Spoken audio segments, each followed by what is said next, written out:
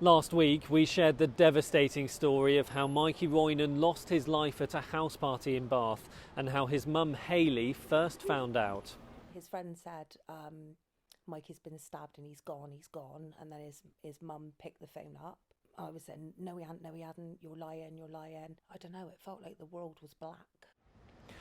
Now we can reveal that for the past few months we've been funding the installation of so-called bleed control kits, just like this one on the Horse Fair in Bristol city centre, which contain all the emergency equipment you would need to save someone's life in the event of a catastrophic bleed.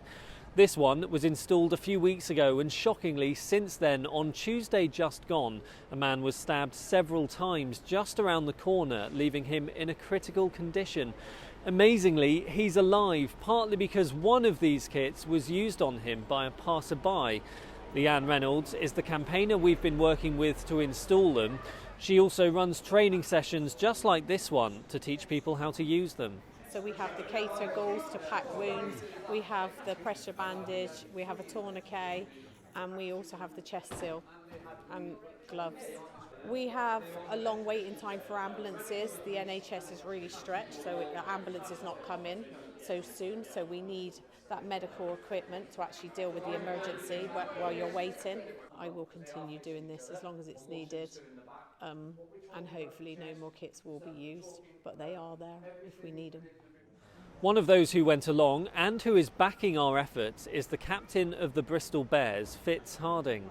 These bleed kits and training people to be able to be the first people on the scene to be able to deal with them and make progress in trying to save lives is a massively important thing to have.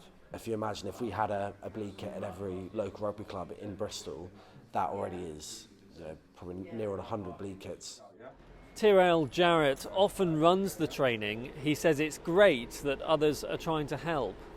It's positive, it's great. And I think on another level, it's even better that actually people outside of the work itself are now getting to know what's going on, wanting to be involved. The more people what show an interest, what want to support, what want to learn and educate themselves around what's going on, it just adds to the cultivation of a more cohesive approach.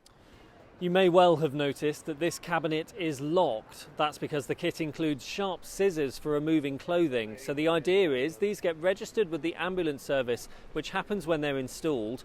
Then if an incident happens nearby, when you ring 999, they tell you its location, give you the code to open it, and then talk you through how to use what's inside.